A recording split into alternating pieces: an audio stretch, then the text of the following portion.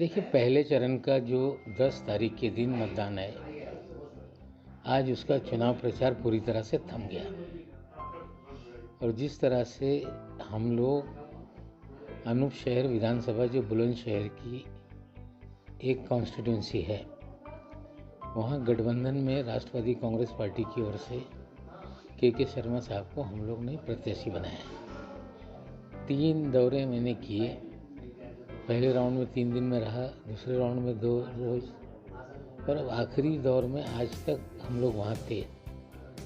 हमें लगता है कि मुकाबला कड़ा है और सीधे गठबंधन के उम्मीदवार जो हमारे प्रत्याशी के शर्मा जी एनसीपी से लड़ रहे हैं और भारतीय जनता पार्टी के बीच में। बुलंदशहर में 7 विधानसभाएं हैं, सातों का हमने अंदाज़ा लिया तो लड़ाई सीधे गठबंधन और भारतीय जनता पार्टी के बीच में। कुल मिला के बीजेपी के जो प्रत्याशी हैं, कई ऐसे गांव हैं जहां उन्हें एंट्री नहीं मिल पा रही। भारतीय जनता पार्टी की पहली बार मैंने देखा कि जो उनके प्रचार करने वाले कार्यकर्ता हैं, गाड़ियों पे झंडा नहीं है, तो सहमे से लोग हैं। और कुल मिला के खास करके जो किसान आंदोलन हुआ, उसका बड़ा असर सारे चुनाव में दिख रहा है। हमें लगता है कि पश्चिमी उत्तर प्रदेश में गठबंधन को बढ़त है और बीजेपी से ज़्यादा आरएलडी, सपा और हमारी एक सीट है, हम लोग ज़्यादा सीटें जीतेंगे। अच्छा, भारतीय जनता पार्टी ने अपने चुनावी घोषणा पत्र का ऐलान किया है और उसमें किसानों को फ्री बिजली और साथ ही साथ उनके तमाम कर्ज माफ करने की बात की है, उस पर क्या कहेंगे आप?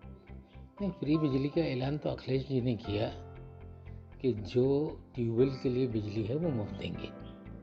साथ ही साथ में घरेलू बिजली भी 300 यूनिट तक मुफ्त देने का ऐलान किया। हमें लगता है कि कर्ज माफ़ी हो, फ्री बिजली हो, 5 साल तक आपकी सरकार थी, आप नहीं कर पाए। लोगों को लग रहा है कि जुमलेबाज पार्टी है, जुमलेबाजी है, उस पर ज़्यादा लोगों को विश्वास नहीं आ रहा है। एक सवाल जो है, ध्रुवीकरण की बात सामने आ रही है। जिस तरह से आपने देखा पिछले दिनों बेंगलुरु में हिजाब का मसला सामने आया है, उसको लेकर के आप क्या सोच रहे हैं? नहीं, देखिए, मुल्क में सभी लोगों को फंडामेंटल राइट है कि वो किस तरह से अपनी ज़िंदगी बिताए, क्या पहने, क्या ना पहने, क्या खाए, क्या ना खाए, वो सभी लोगों का इनफरादी हक है। वो अपने तरीके से अपना पहनावा पहन सकते हैं। हमें लगता है हिजाब को लेके हमें इस मुल्क को अगर देखेंगे तो मुसलमान तो नकाब पहनता है, हिजाब पहनता है, लेकिन ज़्यादातर औरतें इस मुल्क में घूंघट में रहती हैं। अगर घूंघट पे एतराज़ नहीं, हिजाब पे एतराज़ है। हमें लगता है जिस तरह से चीज़ें हो रही है, चुनावी माहौल है, कहीं ना कहीं इसका फ़ायदा मिले, कोशिश की जा रही है। जिस तरह से ध्रुवीकरण किया जा रहा है, कैराना का बार बार जिक्र हो रहा है, अमित शाह वहाँ पहुँचते हैं, रोड शो करते हैं। उसके अलावा योगी आदित्यनाथ की जो लैंग्वेज है, गर्मी खत्म करने की बात कि जून में भी सर्दी लागू है, उसको किस तरह? देखिए, ऐसा है कि 2013 में जो फसादात हुए मुजफ्फरनगर में, तो एक दूरी जाट और मुसलमानों के बीच में पैदा हुई। इन किसान आंदोलन के बाद वो खाई पड़ गई और एक साथ लोग नज़र आ रहे हैं। चुनाव में भी बड़े पैमाने पर हमने देखा कि जो जाट गांव थे, जिस तरह से वो खुल कर बीजेपी के खिलाफ सामने आ रहे हैं, मुसलमान जाट एक साथ चल रहा है। तो बीजेपी की सबसे बड़ी परेशानी ये है कि 2013 का जो फ़ायदा 14 में लिया, 17 में लिया, 19 में लिया, इस बार किसान आंदोलन की वजह से वो जो नफ़रत की राजनीति थी वो ख़त्म हुई। तो उसी छटपटाहट में, उसी के चक्कर में इस तरह की बयानबाजी हो रही है, लेकिन हमें लगता है असर नहीं हो रहा है। 3-4 रोज़ पहले राकेश टिकैत ने भी कह दिया कि 2013 के दंगे आरएसएस ने करवाए। तो हमें लगता है कि जिस तरह से हर हर महादेव, अल्लाह अकबर के नारे भी लगाए किसान आंदोलन में लोगों ने, हमें लगता है वो खाई जो बनाई गई थी वो पट गई है। और चौधरी चरण सिंह के ज़माने में जो माहौल था, वही माहौल पश्चिमी उत्तर प्रदेश में है। वैसे फैक्टर को किस तरह से देखते हैं? नौजवानों का बड़ा तबका है जो खासतौर से सोशल मीडिया में काफ़ी एक्टिव है, और वो जिस तरह से हिस्सेदारी की बात बार बार वैसे करते हैं। जितनी भी सेकुलर पार्टियां हैं, देखने में आ रहा है मुस्लिम इशूज़ पर बात नहीं कर रही, मुस्लिम लीडरशिप को पीछे कर दिया। देखिए, हिकमत अमली है, कभी कभी खामोश रहना भी फ़ायदेमंद होता है। हमें लगता है जिस तरह से हर मामले में कूद कूद के अवैसी साहब बोलते हैं, उससे कहीं ना कहीं भारतीय जनता पार्टी को फ़ायदा मिल रहा है। जितना अदब भारतीय जनता पार्टी अवैसी साहब का कर रही है, उतना आदर और अदब किसी और मुस्लिम नेताओं का नहीं करते। सिर्फ अवैसी साहब बोलते हैं ऐसा नहीं, उन्हें जानबूझ के कवरेज ज़्यादा दिया जाता है, इसलिए वो दिखते हैं कि वे बोल रहे हैं। और भी बहुत सारे लोग बोलते हैं, और हमें लगता है उनकी जो सियासत है उससे भारतीय जनता पार्टी को बहुत ज़्यादा फ़ायदा मिला। बिहार में बीजेपी की जीत का वे कारण बने, लेकिन बंगाल के लोगों ने नकार दिया। हमें लगता है इस बार यूपी में वही हाल होगा। सर, बीजेपी वर्सेस क्षेत्रीय विपक्ष हो रहा है क्या? क्योंकि जब हम देखते हैं ममता बनर्जी गठबंधन को सपोर्ट करने आती हैं, आप भी महाराष्ट्र से भले ही अपनी सीट के लिए आए लेकिन गठबंधन को सपोर्ट कर रहे हैं, तो क्या क्षेत्रीय विपक्ष जो है वो अब कांग्रेस का काम करेंगी, बीजेपी की मुखालफत अलग अलग जगहों पर जाकर करेंगी? देखिए, जो लोकल पार्टीज हैं वो जिस कड़ाई से बीजेपी से लड़ रही हैं, कांग्रेस उतनी ताकत से बीजेपी से नहीं लड़ पा रही है। कांग्रेस को लोगों ने जिताया मध्य प्रदेश में, उन्हीं के लोग टूट के चले गए। कर्नाटक में कांग्रेस के एमएलए टूट के चले गए। बार बार गुजरात में लोग कांग्रेस के उम्मीदवार जिताते हैं और सब छोड़ बीजेपी में चले जाते हैं। तो हमें लगता है कहीं ना कहीं कांग्रेस को जिताओ और बीजेपी को चले जाए बीजेपी में। ये जो एक माहौल बना हुआ उससे भी कांग्रेस को लेके लोगों में एक अलग तरह का माहौल बना है कि इन्हें जिता भी दो तो अपने नेता नहीं बचा पाते हैं, इसलिए लगता है कि वो लड़ नहीं पा रहे हैं।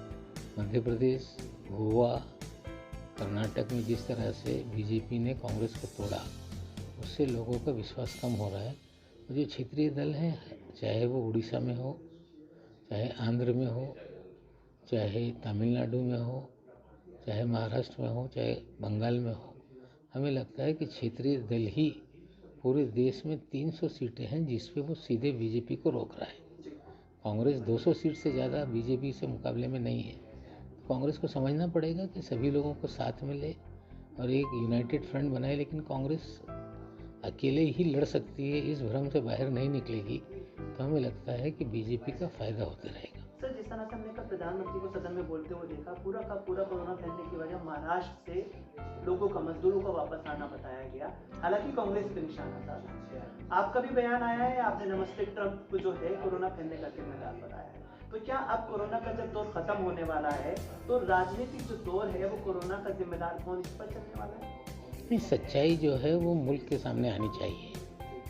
जब शुरुआत में कोरोना का कहर या पूरी दुनिया में कोरोना फैल रहा था, सबसे पहले राहुल गांधी ने भी सचेत किया था प्रधानमंत्री को कि इसको लेके कोई सही कदम उठाया जाए। और हमारे मुख्यमंत्री, हमारी कैबिनेट ने जब कोविड का पहला मामला आया महाराष्ट्र में, तो हम लोगों ने मांग की कि आप इंटरनेशनल सारे एयरपोर्ट बंद कर दें, जो बॉर्डर से वहाँ से लोगों को अंदर आने ना दें। तब हर्षवर्धन जो थे वो इस मुल्क के हेल्थ मिनिस्टर थे, उन्होंने कहा कि कोविड कोई हिंदुस्तान में नहीं आएगा। बाद में नमस्ते ट्रंप का कार्यक्रम हो गया, तब हम लोगों को अंदाज़ा लगा कि प्रधानमंत्री ट्रंप साहब का प्रचार भारत में करना चाहते थे, भारत के जरिए यूएस में बैठे हिंदुस्तानियों को साधना चाहते थे, और उनके प्रचार के लिए नमस्ते ट्रंप कराया गया, जिससे बड़े पैमाने पे भीड़ जुटी और कोविड फैला। इंटरनेशनल फ्लाइट रोकी नहीं गई, बॉर्डर सील नहीं किए गए। तो सीधी जिम्मेदारी प्रधानमंत्री की है। महाराष्ट्र में हम लोगों ने लोगों को सारे इंतजाम किए। अब ट्रेन का टिकट हमने दिया, हाँ दिया, ट्रेन शुरू आपने की, आप मजदूरों से पैसा मांग रहे थे तो हमने पैसा दिया मजदूरों के टिकट का। आप तो तब तक तो बीजेपी कह रही थी हमने इतनी ट्रेन चला दी। सबसे पहले बस भेजने का काम बिहार से राजस्थान किया गया। सबसे पहले योगी महाराज ने दिल्ली में बसें लगा दी। जब एक तरफ आप कहते हैं कि लोग अपनी जगह पे रुकी रहें और बीजेपी की सरकारें बस भेज के अपने लोगों को बुलाती है, तो बेचैनी पैदा हो गई, लोग पैदल निकल पड़े। जब लोग पैदल निकले तो हम लोगों ने भी अपनी बसें लगाई ताकि उनकी मजबूरी में जो पैदल लोग चल रहे थे उनका दुख दूर किया जाए। हमने खाने का इंतज़ाम किया, सारे साधन जुटाए। लेकिन ये सब चीज़ें जब हुई, जब आपने थाली बजवाया, आपने ताली बजवाया, बिना किसी प्लानिंग के लॉकडाउन कर दिया, जो लोग जहाँ फंसे थे फंसे रह गए। हमें लगता है कि एक गलत फैसला जो मोदी जी ने नमस्ते ट्रम्प का किया था, उसी की वजह से हिंदुस्तान में कोविड फैला है। सर, प्रधानमंत्री का जिस तरह से कल सदन में जो बयान हुआ उसमें बड़ी आलोचनाएं हो रही हैं कि सदन की जो मर्यादा है, जो गरिमा है, उसको बार बार ठेस पहुंचाई जा रही है। एनसीपी के नेता होने के नाते और एक बड़े मिनिस्टर होने के नाते आप इस पे किस तरह की प्रतिक्रिया करते हैं? देखिए, प्रधानमंत्री का बयान शुरुआत में सभी लोगों को बहुत ही लगता था कि बहुत अच्छी बात कर रहे हैं, उसकी विश्वासार्हता थी। लेकिन 8 सालों में जिस तरह से वे बोलते गए, बहुत सारी गलत बयानी उन्होंने की, जिसकी वजह से एक प्रधानमंत्री की पद की गरिमा उन्होंने धीरे धीरे ख़त्म कर दी है। कल ही उन्होंने वर्चुअल बिजनौर में एक रैली को संबोधित करते हुए कहा कि मौसम खराब होने के कारण मैं बिजनौर नहीं पहुंच पाया, जबकि पूरे उत्तर प्रदेश में सूरज चमचमा रहा था, धूप निकली हुई थी, मौसम कोई ख़राब नहीं था। चुनावी मौसम ख़राब है, ये वो स्वीकार लेते या बोल देते कि पार्लियामेंट में मुझे सदन में जवाब देना है, इसलिए मैं नहीं आ पाया। आप गुमराह कर रहे हो कि मौसम ख़राब है इसलिए मैं नहीं आ पाया। सच वो बोलते नहीं, अब ये लोगों को विश्वास होता चला है। चुनावी मौसम क्या बीजेपी का उत्तर प्रदेश में खराब हो रहा है? बिल्कुल चुनावी मौसम ख़राब है, इसलिए प्रधानमंत्री निकल नहीं रहे। पंजाब में भीड़ नहीं जुटी तो रोड से चले गए, फिर लौट आए। अब बिजनौर में भीड़ नहीं जुटी तो मौसम पे ठिकरा फोड़ा जा रहा है। इसलिए मैं कह रहा हूँ कि चुनावी मौसम बीजेपी का खराब है। अच्छा, जिस तरह से पूरे चुनावी कैंपेन को देखा जाए, जो जनता से जुड़े मुद्दे हैं, चाहे रोजगार का मसला हो, महंगाई का मुद्दा हो, या फिर कोरोना में त्राण का मुद्दा हो, इन ये जनता से जुड़े मुद्दे हैं, इन पे कोई बातचीत नहीं बात हो रही है, लेकिन जो मेन स्ट्रीम मीडिया है उसको दिखा नहीं रहा है। पेड पब्लिसिटी से भारतीय जनता पार्टी का प्रचार हो रहा है। अमित शाह के बयान दिखा दो, थूक लगा के पर्चे बांट रहे हैं, वो दिखाया जाएगा। अब थूक लगा के पर्चे इसलिए बांट रहे थे कि थूक लगा के नोट बहुत गिनी है उन्होंने, इसलिए थूक लगाने की आदत नहीं जा रही है। मुझे लगता है जिस तरह का प्रचार है ये पेड पब्लिसिटी का हिस्सा है, और इससे जो भी एग्जिट पोल दिखाए जा रहे हैं, एग्जिट पोल नहीं, ओपिनियन पोल, ये सिर्फ कन्फ्यूजन पैदा करने के लिए है।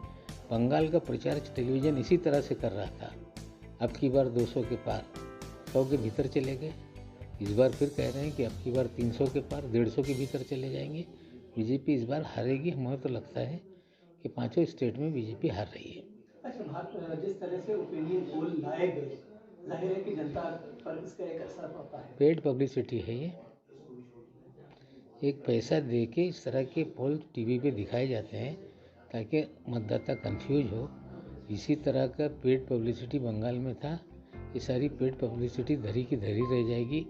इसके बाद जैसे मतदान खत्म होगा, एग्जिट पोल में आंकड़े बदलने लगेंगे। इलेक्शन कमीशन आप लोग जाएंगे? इलेक्शन कमीशन लचर हो गया है। जिस तरह से ओपिनियन पोल दिखाए जा रहे हैं, जिस तरह से नफरत की बातें की जा रही हैं, मजहब के नाम पर वोट मांगा जा रहा है, हमें लगता है इलेक्शन कमीशन अपनी विश्वासार्हता गंवा रहा है। कितनी भी कंप्लेंट कर लो, जिस तरह से पिछले 7-8 सालों में इलेक्शन कमीशन का रोल रहा है, लोगों का विश्वास उस पर उठता जा रहा है। बिल्कुल, एक चीज़ और जानना चाहेंगे कि जिस तरीके से इलेक्शन कमीशन की जो आपने बात की, जाहिर है कि पहली बार शायद भारत के इतिहास में ऐसा है कि पूरी की पूरी टीम जो इलेक्शन कमीशन की है वो पीएमओ में अपनी अटेंडेंस लगाती है। आप इस पर क्या कहें? वही मैं कह रहा हूँ कि उनकी विश्वासार्हता ख़त्म हो रही है। टीएन सेशन ने जो एक एग्जाम्पल सेट किया था, हमें लगता है उसके बाद पिछले 2-3 जो चुनाव हो रहे हैं, 8 सालों में जो लोगों के पास जिम्मेदारी रही, उन्होंने अपने इख्तियारात का कभी इस्तेमाल नहीं किया। वो पूरी तरह से नरमाई सरकार के प्रति दिखाते रहे। हमें लगता है इससे उनकी ही गरिमा मलिन हो रही है। Thank you.